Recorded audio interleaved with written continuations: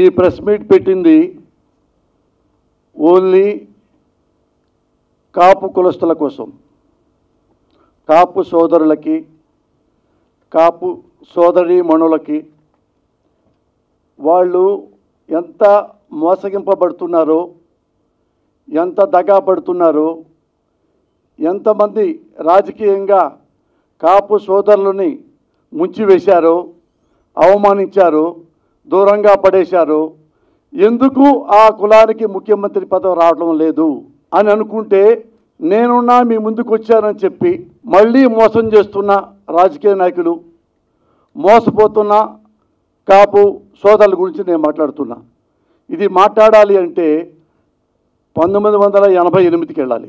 చూశారుగా వంగవీటి మోహన రంగ, అప్పట్లో ఎమ్మెల్యే, కాపుల ఆశాజ్యోతి, మాలాంటి వాళ్ళందరికీ పెద్ద హీరో. ఎన్టీఆర్ కంటే, నాగేశ్వరరావు గారి కంటే, అందరికంటే మాకు ఆయనకి దైవంగా భావించేవాళ్ళం స్టూడెంట్ లీడర్స్గా మేము ఉన్నప్పుడు. అతన్ని ఎలా చంపారో ఈ పోస్టర్లో నేను చెప్పదలుచుకున్నా. గొంతు కోసి, ఆల్మోస్ట్ 90% గొంతు కోసి చచ్చాడా లేదా అని చేయబెట్టి చూసి ఆ బాడీని పడవేసి వెళ్ళిన వాళ్ళు. రంగాని ఎవరు చంపారు అన్న కాదు, ఎవరు చంపించాడు అంటే ఇదిగో ఆ పెద్ద మనిషి. ధైర్యంగా చెప్తున్నా, నారా చంద్రబాబు నాయుడు వంగవీటి మోహన రంగా గారిని చంపించాడు. అది అందరికీ తెలుసు, అది అందరికీ తెలుసు. రంగా గారి అబ్బాయి తెలుసు, ఆ అబ్బాయి క్లిప్పింగ్స్ ఇప్పుడు ఉన్నాయి, పెద్ద పెద్ద వాళ్ళందరూ తెలుసు, ఆంధ్రలో ప్రతి వాడికి తెలుసు. 1988లో ఆయన ఎమ్మెల్యేగా ఉన్నప్పుడు కృష్ణా జిల్లా, గుంటూరు జిల్లా, ఈస్ట్ గోదావరి జిల్లా, వెస్ట్ గోదావరి జిల్లా, ప్రకాశం, ఈ 5 జిల్లాల్లో దగ్గర దగ్గర 60 నుంచి 70 ఎమ్మెల్యే సీట్లు ఉంటే ఆ 5 జిల్లాలకి ఈ 60-70 ఎమ్మెల్యేలకు ఈ రంగా గారే ప్రభావితం చేసేవాళ్ళు. ఆ 5 జిల్లాల్లో ఎన్టీ రామారావు కంటే మహా గొప్ప నాయకుడు రంగా గారు. ఈ రంగా గారు బతికితే ఈ 5 జిల్లాల్లో ఎమ్మెల్యే సీట్లు ప్రభావితం చేస్తే మనకు రాజకీయ భవిష్యత్తు ఉండదు, ఇతను చంపాల్సిందే అని కంకణం కట్టుకున్నాడు నారా చంద్రబాబు నాయుడు. అప్పటి నుంచి ఆ ప్రభుత్వ యంత్రాంగం కానీ, పెద్దలు కానీ, మరొకరు కానీ రంగా గారిని ఎంత హింసించారో జర్నలిస్టులు అందరికీ తెలుసు. ఆయన ఇంట్లోంచి బయటికి కారులో వెళ్తుంటే ఎమ్మటే కారు ఆపటం, కారులో చిన్న కర్ర ముక్క దొరికినా కానీ ఎమ్మటే పోలీస్ స్టేషన్ తీసుకెళ్ళటం, వెంటనే సబ్ జైలుకు తీసుకెళ్ళటం, ఎలా మొత్తం అతను ఇక నేను ఎందుకు బతుకున్నాను రా, ఆత్మహత్య చేసుకోవాలి అన్నంతగా హింసించారు. ఒక స్టేజ్లో తెలిసిపోయింది రంగా గారికి, నన్ను డెఫినెట్గా చంపేస్తారు. ఆయన రెస్పెక్ట్గా ఎన్టీ రామారావు గారికి లెటర్ రాశాడు. ముఖ్యమంత్రి రామారావు గారు, ముఖ్యమంత్రి గారు నాకు ప్రాణ భయం ఉంది, నన్ను చంపడానికి ప్రయత్నిస్తున్నారు, అది మీకు తెలుసు, నాకు రక్షణ కల్పించండి, నాకు సెక్యూరిటీ ఇవ్వండి. ఇది తెలిసిన చంద్రబాబు నాయుడు రామారావు గారి ద్వారా రంగాకి సెక్యూరిటీ ఇప్పించడానికి ఇష్టపడక దాన్ని పక్కన పడేశాడు. కొన్నాళ్ళు చూశాడు, మళ్ళీ లెటర్ రాశాడు హోమ్ మినిస్టర్కి, ఎవరు, కోడెల శివప్రసాద్ గారికి. ఆయన పొరపాటును కూడా రెస్పాండ్ అవ్వాల బికాజ్ ఆఫ్ చంద్రబాబు నాయుడు. మళ్ళీ వెయిట్ చేశాడు. ఇక ఆంధ్రప్రదేశ్ ప్రభుత్వం ద్వారా ఒక్క ఎమ్మెల్యే నాకు ప్రాణ రక్షణ కావాలి అంటే ఎవరి ప్రభుత్వాన్ని, ఆ ప్రభుత్వాన్ని ఎప్పుడు మనం చూసాం. ఆయన ధైర్యంగా కేంద్రానికి లెటర్ రాశాడు రాజీవ్ గాంధీ గారికి. అప్పుడు ఆయన ప్రధానమంత్రి. ప్రధాని రాజీవ్ గాంధీ గారు పాప జెంట్లమన్ వెంటనే స్పందించాడు. అప్పుడు కేంద్ర మంత్రి శివశంకర్ గారు ఆయన వెంటనే విజయవాడ పిలిపించాడు. ఎందుకు, ఏమైంది, మన ఎమ్మెల్యేకి ఆ రంగా గారికి వెంటనే వెళ్ళండి, అన్నీ చూడండి అంటే ఆయన ఢిల్లీ నుంచి శివశంకర్ గారు విజయవాడ వచ్చారు, రంగా గారిని కలిశారు, భరోసా ఇచ్చారు, మేమున్నాం, పార్టీ ఉంది, ప్రభుత్వం ఉంది, కేంద్రం ఉంది, నేను చూస్తా 24 గంటల్లో అని 24 గంటల్లో వెళ్ళే పరిస్థితులు ఉంటే ఇది తెలిసిన చంద్రబాబు ఇంటెలిజెన్స్ ద్వారా వీడు బతుకుంటే మనకి రాజకీయ భవిష్యత్తు లేదు. అదే రోజు రోడ్డు మీద నరికి చంపించాడు చంద్రబాబు నాయుడు రంగా గారిని. ఆ రోజుల్లో కాపుల్లో ఏ ఒక్క మనిషి కూడా కన్నీళ్లు పెట్టని వాళ్ళు లేడు, ప్రజల్లో ఏ ఒక్కరు కూడా అన్నం ముట్టిన వాళ్ళు లేరు. అంతగా ప్రేమించేవాళ్ళు అప్పట్లో రంగా గారిని ఎలా చంపారంటే అల్లూరి సీతారామరాజుని ఎలా పిరికి పందల్లా చంపారో అలా చంపారు. అది 87, 88 నేపథ్యం. ఇప్పుడు ఈ కాపు సోదరులు అనుకునేవాళ్ళంటే ఇప్పుడు కూడా మా రంగన్న ఉంటే ఇప్పుడు 100% ముఖ్యమంత్రి అయ్యేవాడు అని అనుకుంటున్న తరుణంలో ఓ తెరపైకి పవన్ కళ్యాణ్ వచ్చాడు.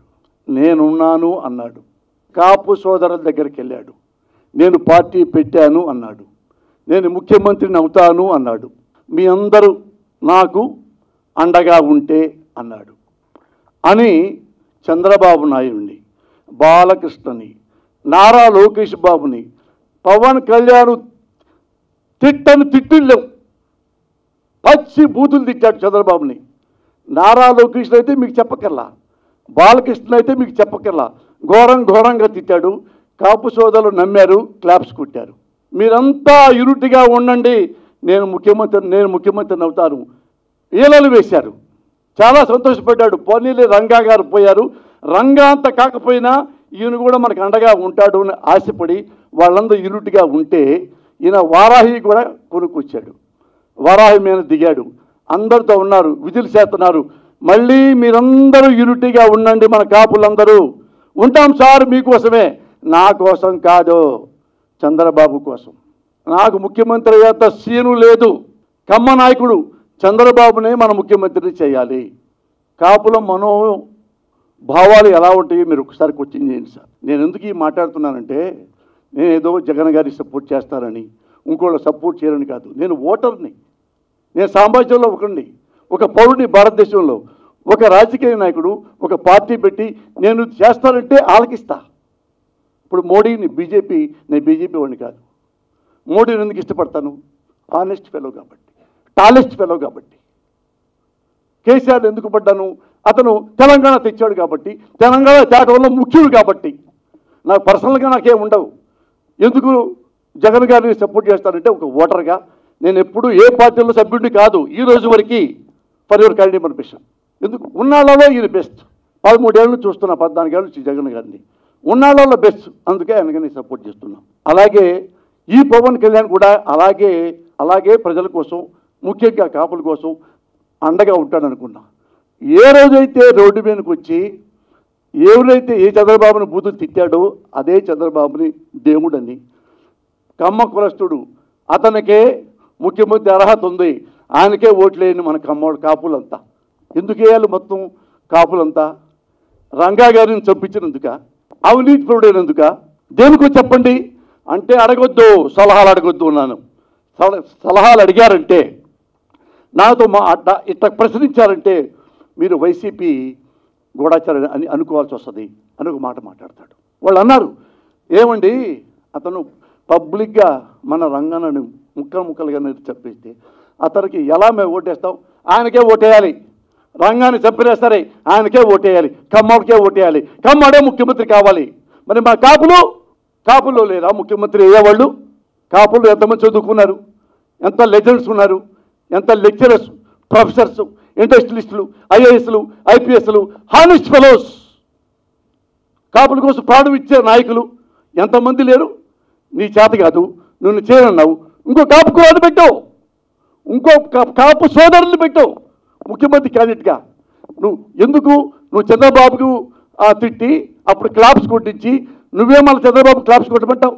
ఏమండి రంగా మీకు కాపులంటే ఫీలింగ్ లేదా? ఉందని చెప్పారు, మేము అనుకున్నాం. మరి రంగా గారు చెప్పినప్పుడు మీరేం చూడటానికి వచ్చారా? కానీ మీ ఇంట్లో ఉండేనా ఖండించారా? ఖండించరా? రంగా గురించి చెప్పలా. మరి మరి ఈయన ఉన్నాడు ముద్దగ పద్మనాభం గారు, ఆయన మెడబెట్టి నెట్టారు, అరెస్ట్ చేశారు చంద్రబాబు నాయుడు గారు ప్రభుత్వంలో. ఆడపిల్లల్ని, ఆడపడుతుల్ని ఏడ్చేలా చేసి జీబీకి ఇచ్చారు, అరెస్ట్ చేశారు, అంత అవమానించారు మన కాపు కులస్తుల్ని. అప్పుడు ఆయన ఇంటికి వెళ్ళలేదే, ఈ ఖండించలేదే, ఖబర్దార్ అనలేదే. కానీ నువ్వేం చేశావు?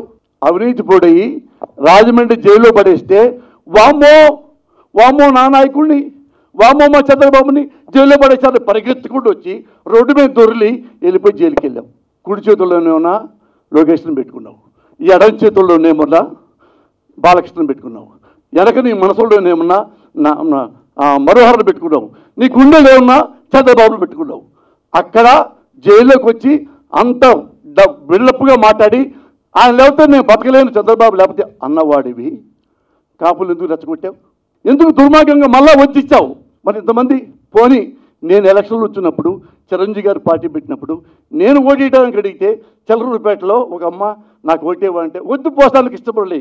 నువ్వు కాపుల్లో నుంచున్నావు, కాపులు ఓటేస్తారంట, కాపుల్లో రౌడీలు గుండాలు ఉంటారు, కాపులు గెలిస్తే మన కమ్మాళ్ళను బతకనివ్వరు. తల్లి సాక్షిగా, నా బిడ్డ సాక్షిగా ఇదే వరుడు ఒక తల్లి చెప్పింది అందరం చిలకలూరుపేటలో. కాపు కులస్తులు చాలామంది నేను అనుకున్నారు, వాళ్ళు పళ్ళు బిగబెట్టుకొని కాపుగా నేను వద్దురా ఎవరొద్దు ఆ తల్లిని అని పక్కొచ్చి. ఇది నీకు తెలుసు కదా. కాపుల్ని రౌడీలు అన్నాడు చంద్రబాబు, కాపులు గుండాలన్నాడు. మరి ఎందుకు ఓటేయాలి? వేయాల్సిందే, కాపులు గుండాలన్నా అనుకుంటున్నా కానీ చంద్రబాబుకే వేయాలంతే. అడగదు, నో క్వశ్చన్, సలహా అడగదు, కబడ్డార్. ఇది ఎక్కడ పాలిటిక్స్, ఇది ఎక్కడ రాజకీయం అంటే నాకు డౌట్ వస్తుంది చాలామందికి. ఎందుకంటే ఈయన ఎంత ఇష్టపడుతున్నాడంటే, సడన్గా ఎంత ఇష్టపడుతున్నాడంటే, నేను కమ్మకలంలో పుడితే బాగుండేది అని ఫీల్ అవుతున్నావా? నేను కాపు కులంలో ఎందుకు పుట్టాను అని ఫీల్ అవుతున్నావా? ఎందుకు నువ్వు కాపులు పనికిరారు, ముఖ్యమంత్రికి చంద్రబాబే పనికొస్తాడు, రంగాన్ని చంపిన వాడే ముఖ్యమంత్రి అయితే బాగుంటుంది, ముద్రగా పద్మనాభం అని అవమానించినా సరే ఆ కమ్మ కులస్తుడు, కమ్మ నాయకుడు చంద్రబాబే అర్హుడు ముఖ్యమంత్రి. కాపుల్ని గుండాలంటే, కాపుల్ని అరెస్ట్ చేస్తే, కాపుల్ని చంద్రూరుపేటలో తిట్టి తిట్టి తిట్టి కమ్మాళ్ళ మనసులో విషం నింపి చిరంజీవిని ఓడించావే. ఎలా నువ్వు మీ అన్నయ్యని తిట్టిన వాడే మళ్ళీ నాయకుడు, ఆ చంద్రబాబు నాయుడే, అతనే మళ్ళీ ముఖ్యమంత్రి అవ్వాలి. ఇంకెవరికి? నువ్వు కూడా అవ్వ ముఖ్యమంత్రి, నేను కూడా అవును, బాబే అవ్వాలి.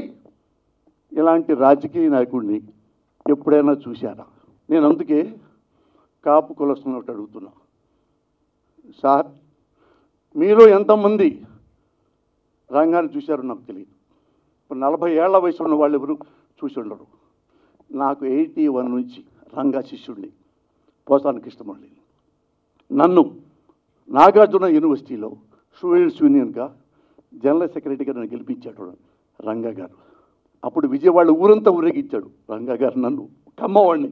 మా కమ్మవాళ్ళు అన్నారు, రే నువ్వు వాడికి వెళ్తున్నావు విజయవాడలో, ఆయన నేను యూఏ పార్టీలో ఉండమంటాడు, ఆయన అందులో చేర్చుకుంటాడు. రంగా ఆ టైపు కాదురా, అతను కాపే, మన కమ్మే, మన పడపోవచ్చు. నాకు ఇష్టం. వెళ్ళాను, బత్తు తిప్పాడు, నాకు అన్నం పెట్టించాడు, నా పక్కన కుర్రాళ్ళకి అన్నం పెట్టించారు. నన్ను అడగలా మన పార్టీలో చేరారు, యుఎస్లో కాదు. అంత గొప్ప రంగా నాకు బాగా తెలుసు. ఆయన అంటే నాకు ప్రాణం. మా కుటుంబ సభ్యులు ఎందుకు చెప్తున్నానంటే, నా భార్య తమ్ముడు పెళ్ళైతే పెళ్లి కార్డు కోసం రంగా గారింటికి వెళ్ళింది నా భార్య తమ్ముడు. రంగా గారు ఎంతో ఆప్యాయతం, రతన్ కుమారి ఇదిగో చావా అమ్మాయి వచ్చింది, చావా గారి అమ్మాయి వచ్చింది, అంత బిడ్డల్లా చూశారు నన్ను, మా కుటుంబ సభ్యుల్ని. అతనికి కమ్మకులంలో పుట్టాడు, కాపుకులంలో పుట్టాడు, కాపును ప్రేమిస్తాడు. కానీ అన్ని కులాల వాళ్ళ దగ్గర పనిచేస్తారు, అన్ని కులాల వాళ్ళ దగ్గర అనుచరులుగా ఉంటారు, సహచరులుగా ఉంటారు. కొంతమంది చంద్రబాబు దగ్గర అనుచరులు ఉంటారు, డబ్బులు ఇస్తే పనిచేసేవాళ్ళు. ఈయన దగ్గర సహచరులు ఉంటారు, ప్రాణం ఇచ్చేవాళ్ళు. That is Ranga. అలా రంగాన్ని మీరు నిజంగా ప్రేమిస్తే ఏ ఒక్క కాపు సోదరుడైనా, ఏ ఒక్క కాపు సోదరి అయినా సరే చంద్రబాబు అనేవాడికి ఓటేయకండి, టీడీపీకి ఓటేయకండి, సైకిల్ గుర్తుకు ఓటేయకండి. ఎవరైనా ఈ పవన్ కళ్యాణ్ మాటలు నమ్మి మీరు ఒక్క ఓటైనా సైకిల్కి వేస్తే స్వర్గంలో ఉన్న రంగా గారికి ఆత్మ క్షోభిస్తుంది. మీరు ఆ ఓటు వెయ్యకపోవటమే రంగా గారికి ఇచ్చే గొప్ప నివాళి.